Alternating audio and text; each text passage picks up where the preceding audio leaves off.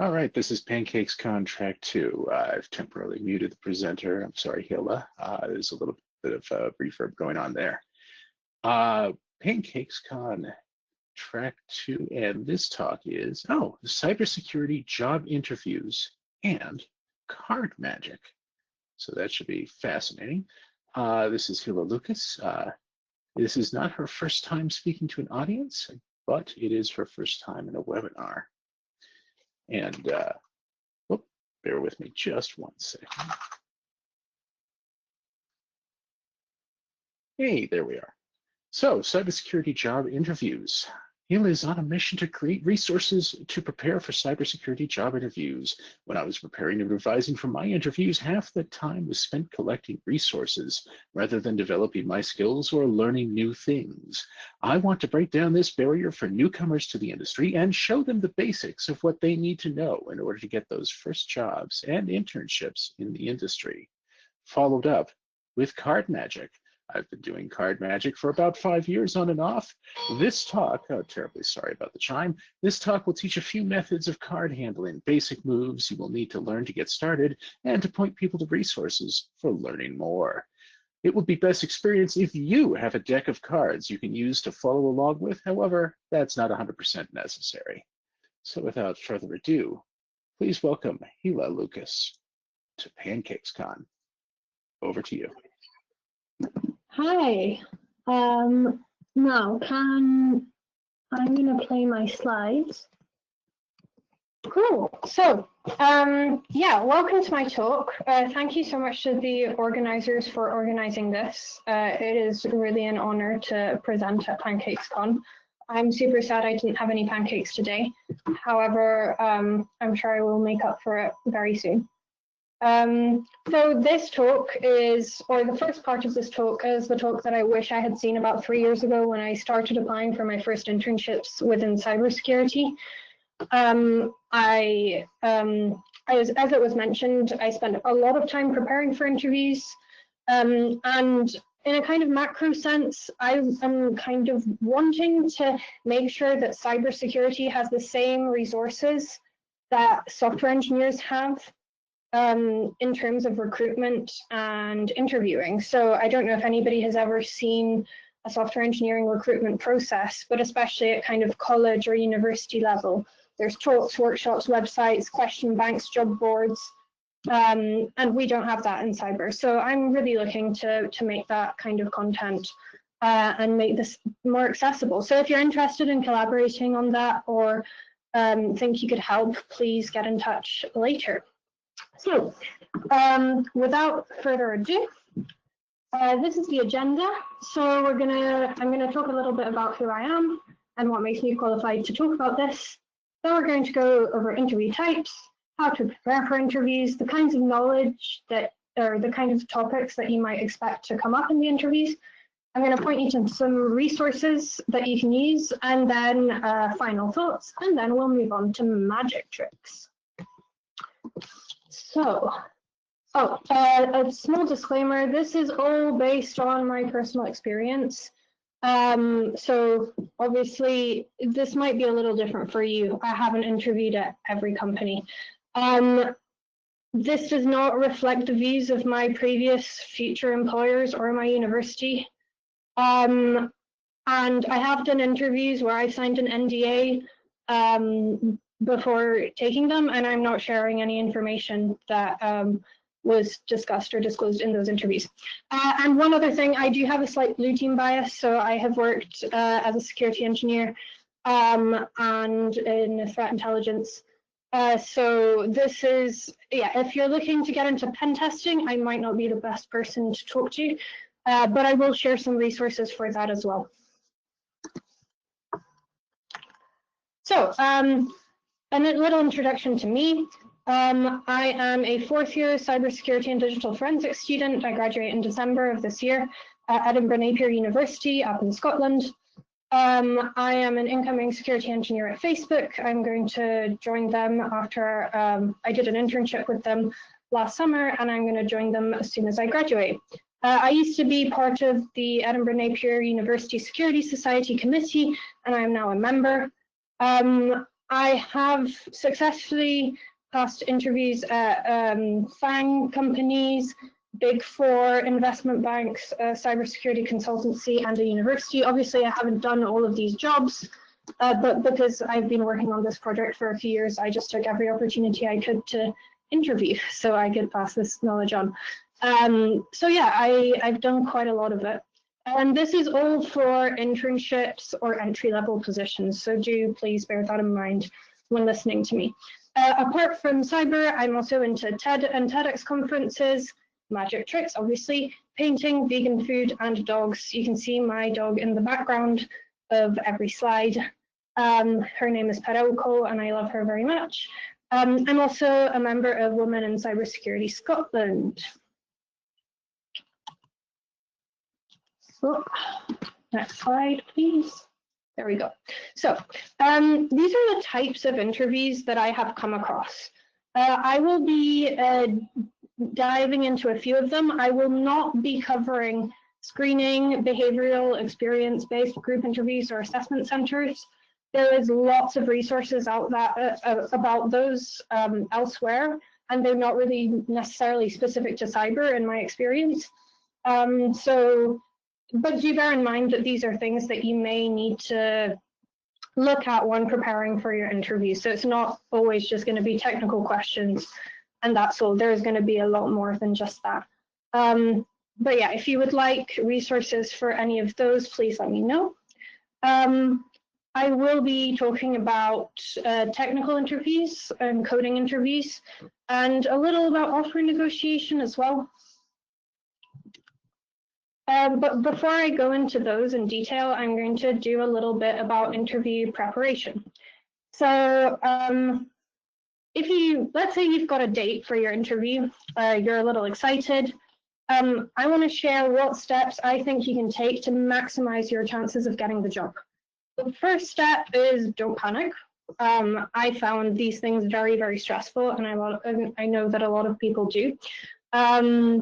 Yeah, so the number one thing I think for me is learning to manage stress. And that's actually something that's quite individual to everyone. So I really recommend spending some time and reading up on how to do it and figuring out what methods work for you. But the other main things that you can do for interview prep is practice, practice, practice, and know your stuff. So in terms of know your stuff, I found that with each subsequent interview, I've done better. And that's because the best way to learn something, in my opinion, is to just do it. And this is a really kind of big chicken and egg problem for entry-level people in cybersecurity, because how do you get good at cybersecurity for your first job if you don't have that first job, right? So in my opinion, the best way to do that is to do side projects, do some coding on the side, watch some DEF CON talks, attend conferences like this, use Udemy, Coursera, maybe contribute to open source. You could also find a mentor and ask them to help you, play CTS, do some talks. In general, just gain experience in any way you can, and you can really get creative with this kind of thing. My first experience in InfoSec wasn't really to do with a job specifically, it was just to do with some side projects. Yeah, but this portion of things does get easier the more internships or jobs you do. So don't worry, you will get better. And then the second thing is practice. So interviewing, in my opinion, is a skill in its own right. So I know people with loads and loads of knowledge that can't really communicate that well. And I think that puts them in a real disadvantage in terms of interviewing, because that's one of the most important things. So I think the best way to practice for interviews is to identify the types of questions you think are going to be asked, and then to practice with your friends. And yeah, just make sure that you're able to say what you want to say, because I at least find that even if I have the knowledge, speaking about it is a totally different story. If you don't have friends that you feel comfortable practicing with, you can reach out on Twitter to the cybersecurity community, and I'm sure you'll find somebody to help. If I can help, I will. Just tweet me. But obviously, I might not be qualified. So I'm sure that we can find somebody who will be willing to practice with you if you need it. Right, another kind of tip that I found helps, and I will caveat this with, I've done this for various companies, and it doesn't actually always work in terms of the actual questions, but the themes that emerged were definitely in the interview. So there's a website called Glassdoor that I'm sure at least some of you are familiar with, and people will actually post interview questions from specific companies there. So you can just use the search function to look for the company name and interview questions. There tends to be a lot for software engineering, for bigger companies, not necessarily for cybersecurity, but there are some. And obviously use your critical thinking, like you're probably not going to have to, reverse a linked list or anything in a cybersecurity job interview, although it might happen. But yeah, this is a good resource, and obviously it's going to work much better for bigger companies. But yeah, just check it out. It's a good place to look. Oh, sorry. Now the next thing is kind of looking at the job description. So job descriptions can be very vague, and a lot of them actually have a lot more in the description that is actually required from you once you get to doing the job or even the interview.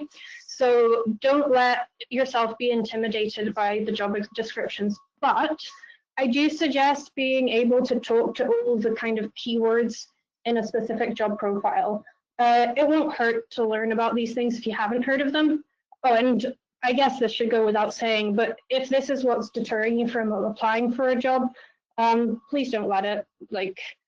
There's a lot of research that shows that women, for example, don't apply to jobs where they don't fulfill every single requirement in a job descriptions, and men do. So yeah, keep that in mind. A lot of people will, so you might as well. Yeah, so here obviously you can see a kind of breakdown of the things that I would look at in this kind of job description. I'm not going to read out the slide because you're all able to read. But when looking at this, I would also try and think about a few additional questions, like what the company's threat profile is, what their tech stack is, and kind of use this as a base to identify other questions that you might be asked in your interview. So the next thing I'm going to talk about is the kind of knowledge needed for most of these interviews. So this is nowhere near perfect, but in my experience, all of these topics will probably come up at a certain point in the interview. So I'm going to start at the bottom of this pyramid, so the low-level ones and zeros. So at each level, I would ask, can I use this, and do I know how this works? So in terms of low-level ones and zeros, in my opinion, that's asking questions about how computers actually work. So everything from computer architecture to actually, I don't know, binary, and more importantly, being able to use this information. So maybe you're able to convert, I don't know, hex to binary or something simple like that, but do you know why you would need to do that in the context of your job? So the next thing is operating systems. So not only how to use things like, Linux, Windows, Mac, but also how they work. And obviously this is a very challenging question, how does Windows work? Could take, there's books written about it, right? But having a kind of overview of it and being able to talk to it at least a little bit, in my opinion, is really good. The next thing is networking. So how does the internet work? I'm going to share a really good resource for answering that question later on in the slides, so stick around for that. But apart from how it works, talking about being able to use networking. So, can you set up a little server in Python? And in general, just, understanding what happens in networks. Next thing, attacks, defenses, detections. So this is getting trickier to generalize because it's very job specific. Obviously, blue teamers, red teamers, etc. will get different questions. But in general, in the context of the company or the technologies that you're going to be using, can you identify, explain, mitigate, exploit, detect various attacks? I think is a really useful question to ask yourself when preparing for an interview. The next one is tools. So if there's any tools mentioned in the job description, obviously being able to talk about what they are, if you've used them before, or if you've had a chance to kind of try out a demo version, being able to talk about that. And sometimes talking about how the tools actually work are both important, in my opinion. I've come across a lot of those questions. And then at the top of the pyramid, there's like job specific stuff. Now, obviously, I can't really predict that. That will probably be based on what's in the job description. But there will be other stuff apart from general concepts that you will be asked, most likely. A little note about approaching technical interviews. So for me, the biggest learning curve here was that the interviewer is actually human, and that not knowing everything is fine. If you come across a question where you don't know the answer, that doesn't mean you're not going to get the job. Practicing your stress management at that point is probably key. It's really good to kind of give it a guess, making it clear that this is a guess, saying something like, I don't know, but based on my knowledge of X, Y, and Z, I think this is how you would solve it, or this is the answer. Yeah, a lot of interviews are about testing the depth of your knowledge, and in this case, there is going to definitely be a point where you have to say I don't know. And it's important to understand that some interviews are structured like that, because especially for junior positions, your employer wants to know, your potential employer wants to know how much you know. And yeah, once again, they do not expect you to know everything. Your thought process and logical thinking is really important. Whoops. The next thing is coding interview. I've only had coding interviews in 2 of the multiple interviews that I've done. A really good resource for learning how to do them is HackerRank and LeetCode, if you haven't come across those, although I will caveat that with those are tailored to software engineers, and the questions are usually a lot harder than what I have experienced, even the kind of easy level ones, but it's a good place to kind of practice them and look at solutions. Cracking the Coding Interview is a great book if you're going in for a development focused job. I mean, it's got a lot of information. It is a brick of a book. I've skimmed through it, and I have to say that some of the stuff was useful, but in general, it goes into a lot of details that I didn't really personally need. And yeah, I think the last thing is, like, for cybersecurity, the coding interviews are rare and they can be really challenging, but they can also be quite easy. So, don't stress too much about it. But definitely do get some coding experience if you want to go into cybersecurity, because a lot of big companies do ask that you have at least a little. Another thing is asking your interviewer questions. So this is super important. Examples of questions that I would ask are like, will I be the only woman on the team? Or what is the team like? I like going into the Wikipedia for a company if it's a big one and looking at the controversies section and asking about that. But that might be a little cocky for some people, I suppose. But I think it's a really good opportunity for you to see if you would actually enjoy working with the person that's interviewing you, if they're going to even be on your team. And if you care about working from home, for example, you should definitely ask about it, because some companies are really flexible and some aren't. good kind of on topic and timely question would be, how did they handle the coronavirus outbreak? I think it's just important to remember that it's not just the company that's interviewing you, you are also interviewing the company, and you have to gauge whether you would like to work there, because it's a waste of your time as well as theirs if you don't enjoy it once you're there. Compensation questions. Now, sorry, I'm not a lawyer, so please don't use this.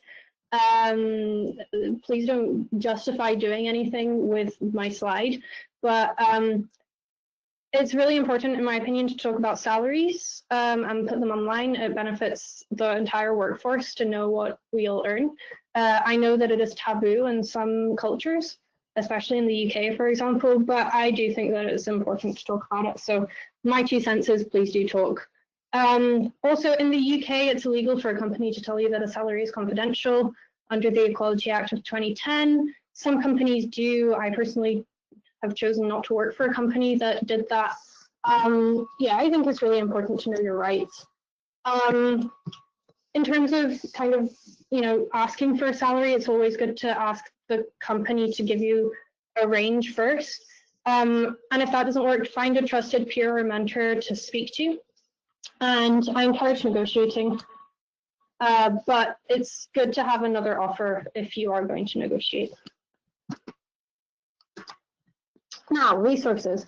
All of these links, if you would like to scan them with your phone, please do.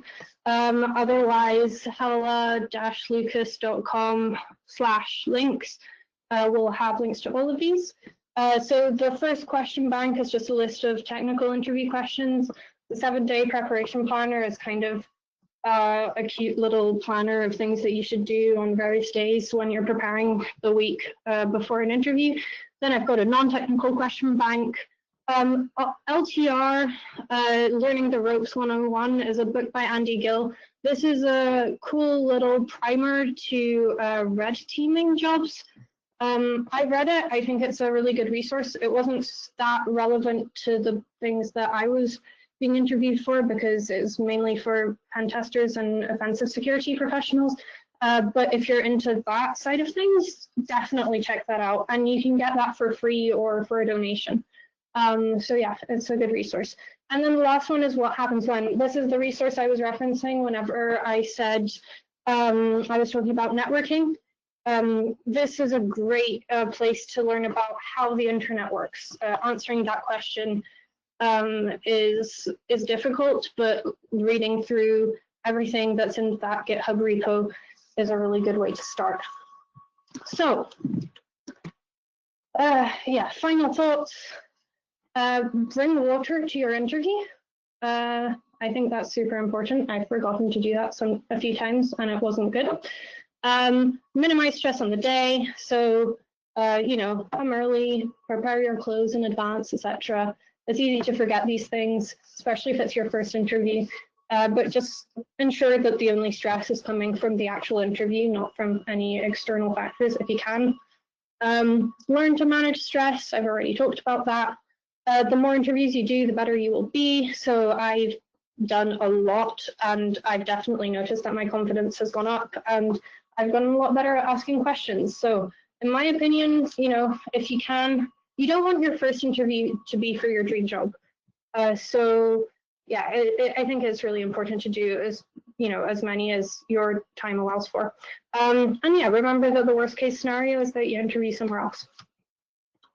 So with that, magic time. So I'm gonna try and turn on the camera. There I am. Now I really hope that people can see me. Is there any way I can find out if it's working? I'll just go ahead and ask, can anyone see the camera at this point in time?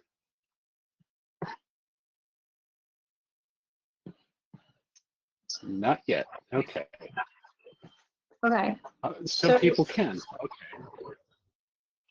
Right. Well, how about what I was going to do is start off by demonstrating a magic trick. How about I show you the agenda? No, because could I have you could I have you close your slides? That might help. Sure. Let me do that. Closed. Save. I will there's some resources as well, but for now this should work. Right. So how about I start talking and then I wait for maybe 2 minutes to see if the video pops up for more people. Card magic. I started doing card magic when I was about 16. I learned it first from a friend and then from some books. I think it's a really, really cool. Oh, the organizer has stopped sharing your webcam. Sorry about that. That was a misclick. That is fine. I will try to reshare. Can you stop sharing the slides? Oh, hey, that looks a lot better. Okay. Is that working? It looks like it might be for people. I personally can't see the video, I'm afraid, so I can't be reliable, but it looks like, okay, other people say you're good. Okay, cool. Right. So what I'm going to do is I'm going to start off with a demo of some magic tricks that I am not going to teach because they might be a little too difficult to teach in 15 minutes. Then I'm going to show you a trick with an assistant which I'm going to actually teach you. And then I'm going to share some resources and final thoughts. And if there's any time left over, I'll show you some more tricks. So I really hope people can see me. Otherwise, this really doesn't make any sense. But I'm going to tell you the story of the first time I saw magic. So long story, but I was face painting somebody who was playing with cards and he was shuffling in quite a few cool ways. I had never seen anybody shuffle cards professionally. I was, 16 at the time, had never been in a casino or anything, but he was doing all this cool stuff. And I was really intrigued and I just thought it would be awesome to learn that. So I was face painting him, so I told him that he should show me a magic trick or I'll screw up the face paint, and he said fine. So he told me to pick a card. So I did. It was not the 4 of hearts, but for the purposes of this demonstration, that does not matter. So he took my 4 of hearts, he put it somewhere into the middle of the deck, like this. He snapped his fingers, and the 4 of hearts came up on top. I said, yeah, you're not tricking me, mate. That's too easy because you've just got 2 4s of hearts. So he told me to write my name. Oh, great. My pen doesn't actually work. I got another one. It's fine. I've come prepared. This one also doesn't work. Could you pass me a Sharpie from over there? Thank you. Sorry. So I wrote my name on the card. And he showed me the trick again. So he took my 4, put it into the middle of the deck like that, snapped his fingers, and the card came up on top. Now, I was a little angry at this point because I really don't know, not knowing how things work. So I asked him to show me how it actually works. And he said, fine, I will. So what he did was he bent the card from the side. I'll show you why. It's because that means if it's bent, you can kind of see the card like that. So he let me watch in real time what actually happens when he puts the rest of the deck on top. So he put the rest of the deck on top and told me to pull the invisible string at the top of the deck. So I did 1, 2, 3. And I don't know if you can see that well, but that bent card actually came up on top again. Now, I was impressed, but I wasn't having it. I did not enjoy being tricked. And some people don't, which is fine. But I said, fine, do something with a different card. So I picked a random other card. Oh, another 4. Nice. That was not on purpose. And he said, you know what? You picked this 4, but I actually want to keep going with the other one. So he just waved the card like that, and it turned into my original 4. Now, I don't know how you guys are feeling about this, but I didn't like it. The last trick that he showed me was actually to do with a number. So there are currently 250 attendees watching this. So I'm going to take 2 plus 5, which is 7. So he asked me to name a random number. I would name a random number, but it's easy if it's me. But I'm just going to show you that if you go 1, 2, 3, 4, 5, 6, and 7, that card was actually my card. Now, I was pretty impressed, and I asked this person to teach me something. He said no, but then later on he got a bit drunk and did teach me something. So I went home, learned to message him on Facebook, because this was a long time ago, and asked me to and asked him to meet up with me to watch what I had learned. I showed him, he said it was terrible, and taught me how to do it better, and shared some resources, the same ones that I'm going to share with you. So that was the demonstration. I'm now going to just check how much time I have left. Cool. I'm now going to teach you a card trick that you can prepare at home. If you do have a deck of cards, please use it to follow along. You won't need the whole thing. You can just use half if there's like 2 of you or something. The whole thing is fine as well. This trick is a kind of mind reading trick, and I'm going to show you how it works. So I have an assistant here, Dan, right here. So he's the person that I'm going to show the trick to. So Dan, could you just pick any card? This one. Cool. Now, please remember it. I'm going to turn around. If you could show it to the camera and don't let me see it, and then put it back against your chest when you're done so I can't see it, and let me know when I can turn back. Sure. Okay. Cool. So say stop wherever you like. Stop. Before I get to the top.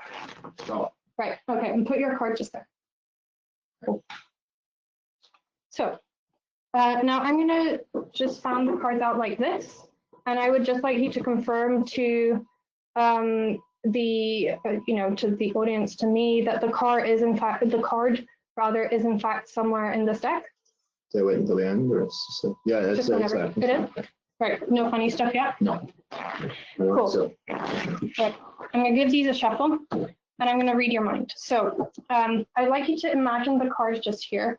Focus on it really hard, okay? Now, don't tell me. I'm going to say a few things. Don't respond. I'm just going to read your facial features and try and figure out which card it was based on them. Right? So it's either a red card or a black card, a red card or a black card. You're slightly smiling when I say red, so I know it's a red card.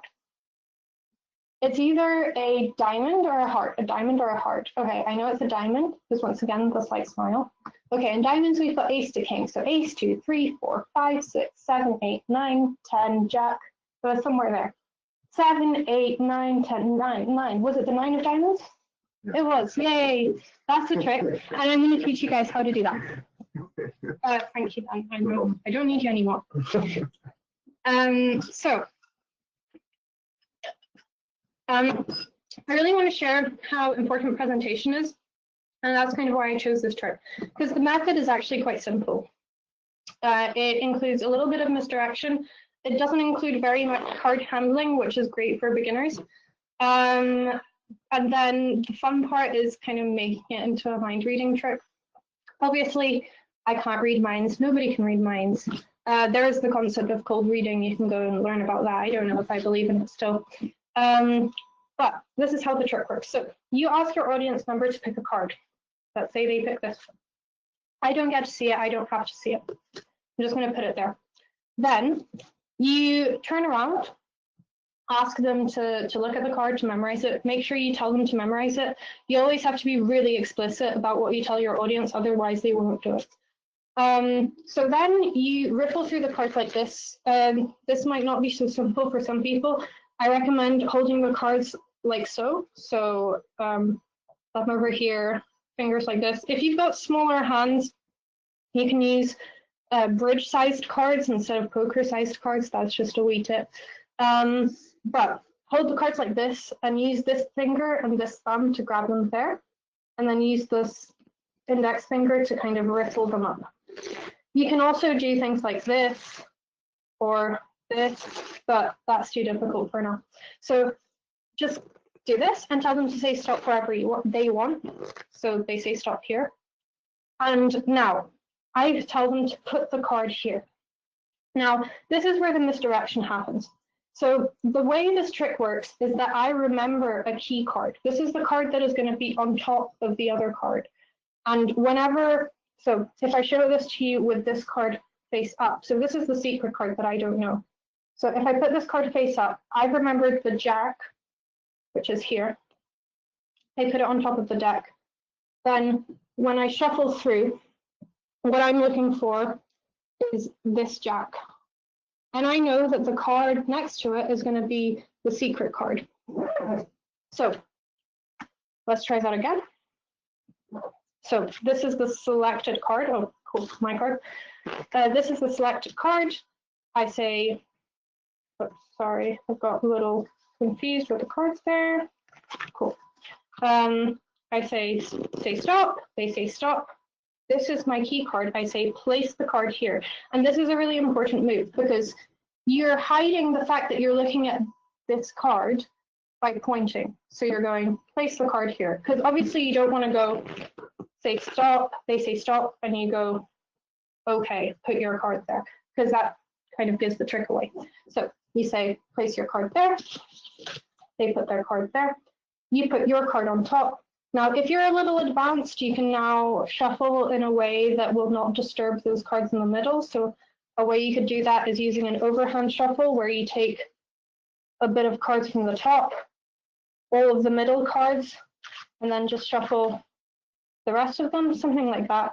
But you can learn all about that in your time if you want. And then you're just searching through the cards and looking for your key card. And I know that my key card is the 5 of spades, so I know that the 4 of hearts is then their card. So what I've done at that point is, and I ask them to verify if the card is in the deck, right? Because your audience is always suspicious of what's going on. And all I need to do is find out what card it is that they picked. So at this point, I know what the card is.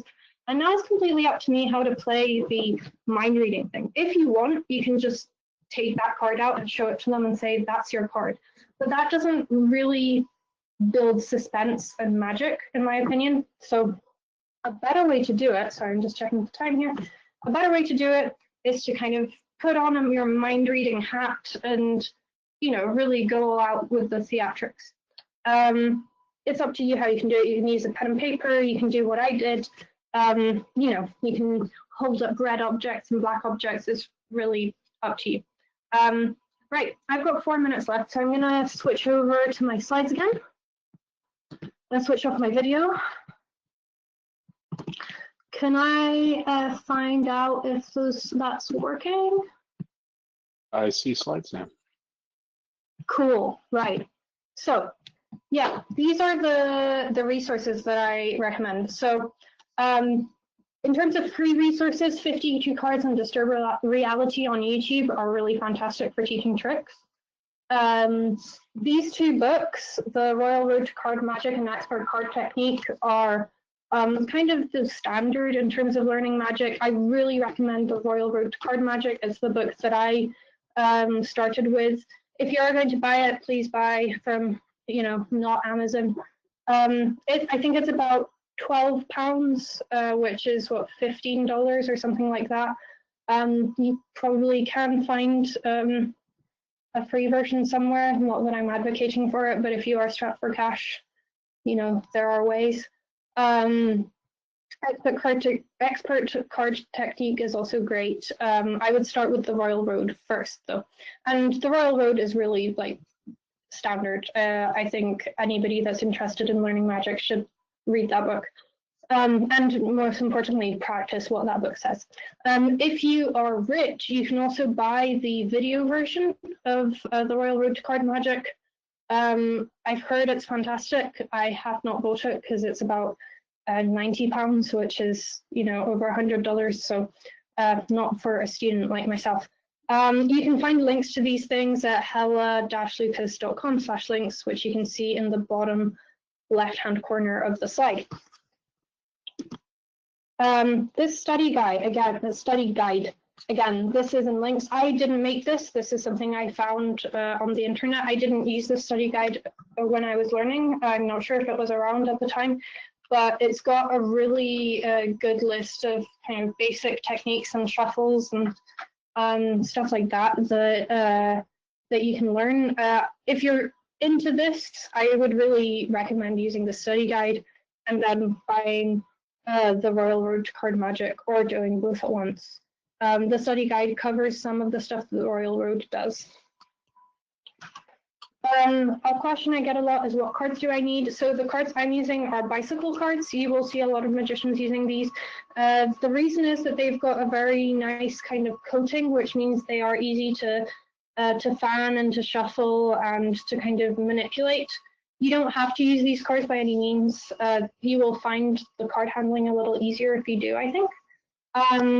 One thing to note, if you are a student like me, you can also get the bicycle seconds, which are like the factory seconds.